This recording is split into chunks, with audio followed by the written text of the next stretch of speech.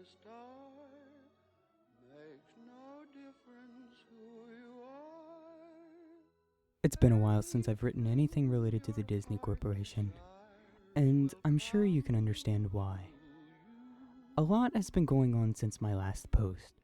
I've received a lot of questions and concerns from folks who read my first-hand account of Mowgli's Palace, a resort that was built and abandoned by Disney. I want to thank everyone who mirrored my post.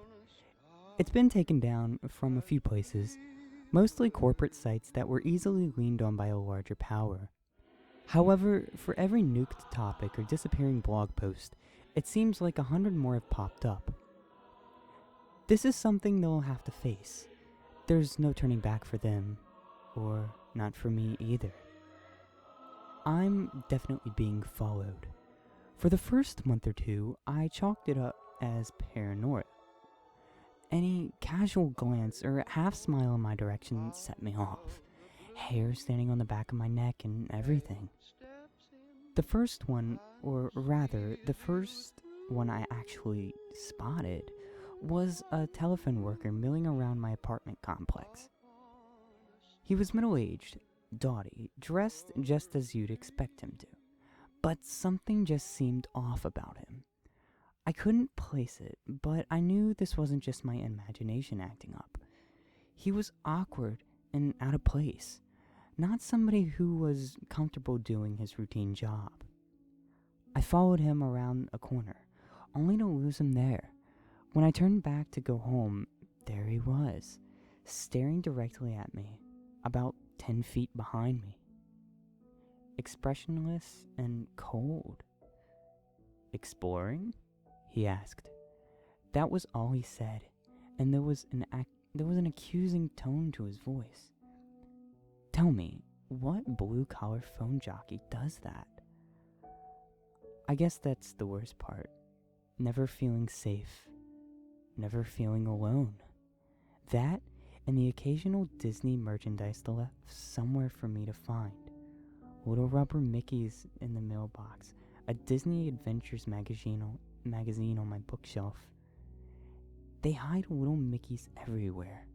3 circles, 1 big, 2 small, in the silhouette of the famous mouse's head. I've started keeping a running list of Mickeys I've found. Coffee cup rings on my coffee table, 1 big, 2 small. Colored glass bottles left on the doorstep, viewed from the top down, all red. Graffiti on the wall on my way to work. A huge earth, small sun and moon in their proper locations. They're everywhere. People have emailed me about this as well. If you repost anything I have to say, you're gonna start finding those son of a bitch outlines. I guarantee it.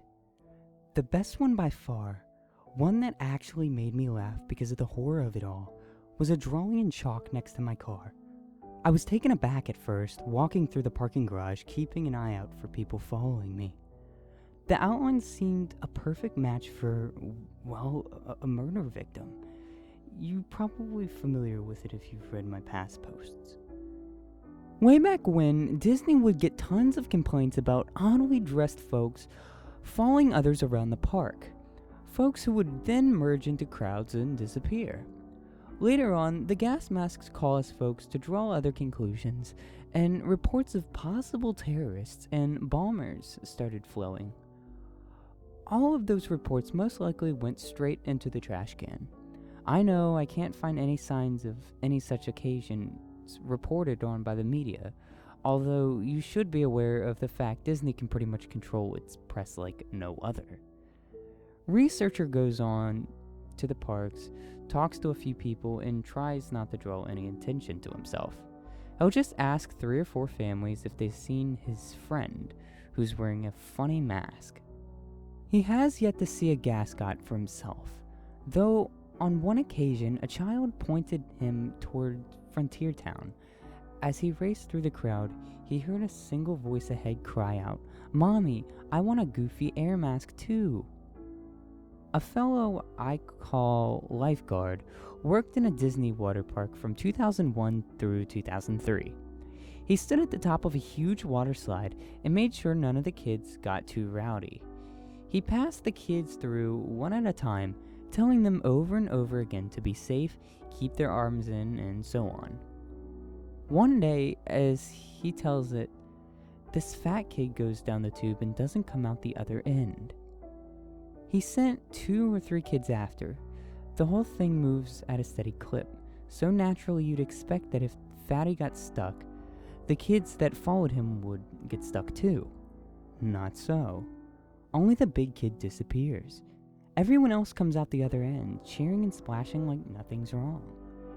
Lifeguard shuts down the slide, much to the aggravation of the kids waiting. Before he can go through any of Disney's strict procedures, splash! Fatty finally comes out. Staff members pull the kid out of the water. He sank like a stone when he hit, his skin already blue and his eyes wide. All he would say was, "No face, kids," and "Stop squeezing." The kid was okay, in case you're wondering. He got carted right off to the medical center. When lifeguard was told to open the slide back up, he made a big stink about how it clearly wasn't safe.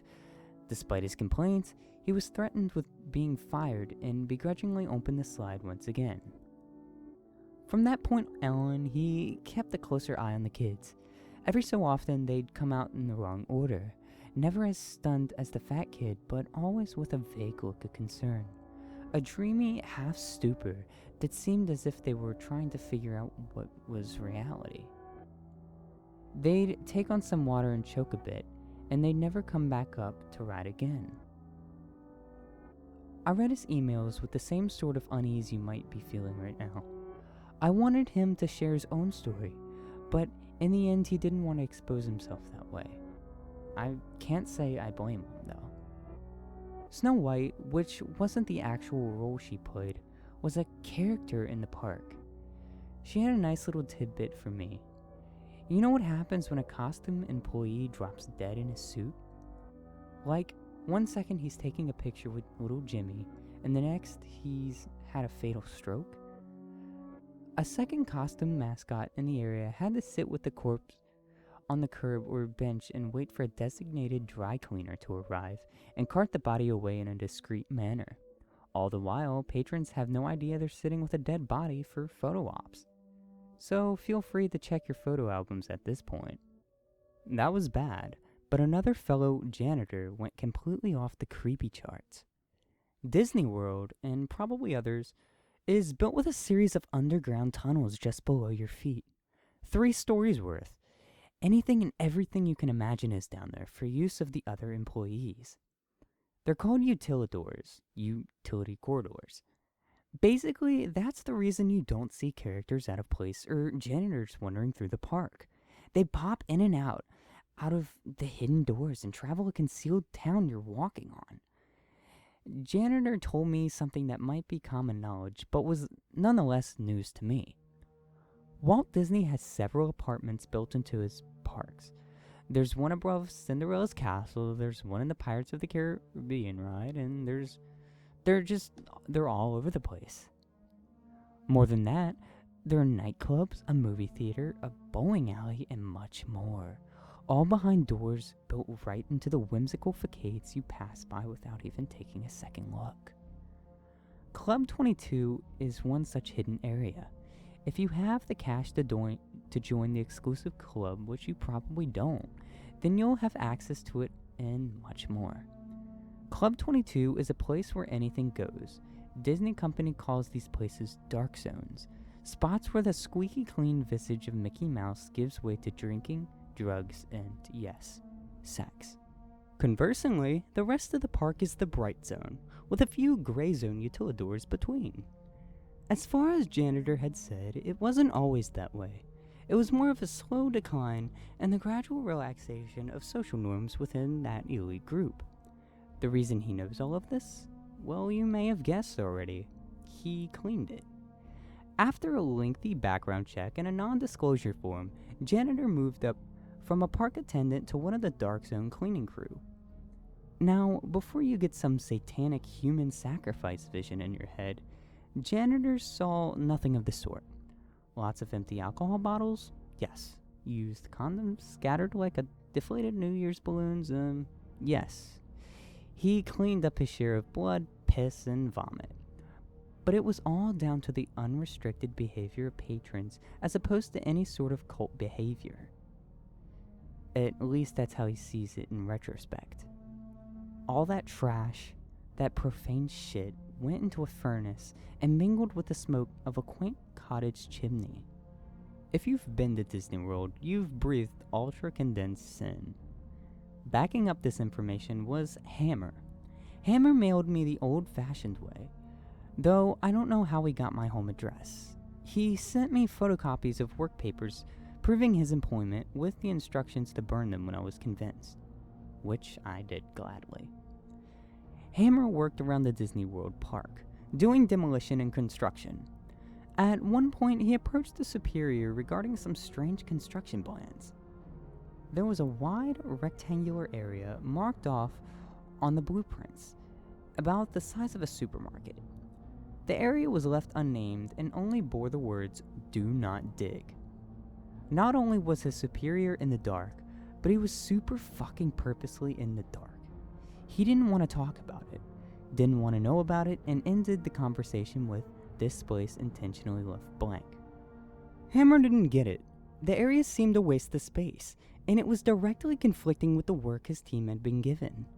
He started poking around the area in his off time, finding only a derelict steel door and a great span of concrete just beyond. It was a supermarket's worth of blank gray floor. Soon after, Hammer started picking gascots out of the crowd. Unlike all other reports, the people or things would stand in full view of the guy. They'd cluster together in the distance, or they'd just be pressed against the wall when he turned a corner. He said they moved weird, like they were weak or injured, like a deer that's been run down by a hunter and can't flee anymore. The gas masks, the Disney characters' faces with filter just jammed in, he noted that they seemed wet on the inside, like condensation on a car window.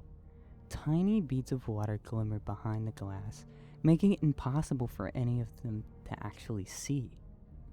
Probing further, Hammer started asking questions of anyone and everyone who had been working in the park for a decade or more.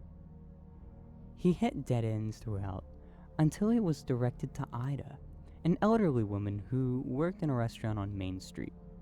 She'd been there since way back, and though nobody had the balls to ask directly, everyone knew she had plenty of terrible stories to tell. Hammer asked about the empty space, then about the gas-masked customers, and at first he thought he would receive the same non-answers he had gotten so far. She was quiet, eerily quiet. "Room 0, she croaked, a single shaking hand placed to her cheeks as if she was a little girl fearing a father's punishment. She didn't meet the man's gaze for the entire conversation. Room 0, as it turned out, was yet another hidden room, just like apartments in Club 22. However, its sheer size and its spot deep beneath the park set it apart from any of the fun dark zones. It was a bomb shelter. Room 0 was built to withstand a massive attack, be it conducted by foreign or domestic enemies. Room 0 was to be stocked with enough rations to feed the entire park's average number of patrons at any given moment, and housed a smaller yet lavish panic room of sorts for Disney higher-ups. During the Second World War, official Disney gas masks were actually produced for children to wear in the event of an attack. The idea was that it would be less scary for kids if Mickey's face was embezzled onto the wartime safety device. And yes, I know the obvious problems with that. During the Cold War scare of the 60s, when Disney World was constructed, Room 0 was stocked with similar masks as well. Whether they cared about the fears of children or just callous branding, the things found their way down there. What's more, some genius decided that kids would then be frightened by the gas masks their parents wore, and so all masks, adult and child alike, were made to comply with this insane standard. Ida described it as treating a wound with lemon juice. None of this explained what Hammer had been seeing, though. Not only the seemingly supernatural appearances, but the emptied out room as well. "I've been in there," he explained. "There's nothing but a cement floor and 4 walls." "No." Ida shook her head and covered her mouth, stifling a sob. "You've been on top of it." Someone or something sounded the alarm one day, when the park was at full capacity. The warning was clear.